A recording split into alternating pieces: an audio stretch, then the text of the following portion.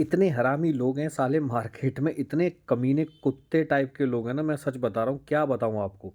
भाई आज एक बंदे से मिला, उसकी गाड़ी ने, उसके गाड़ी के पीछे ना लिखवा रखा था उसने, पशुओं पर दया करें, और खुद अंदर बैठे मुर्गा खा रहा था।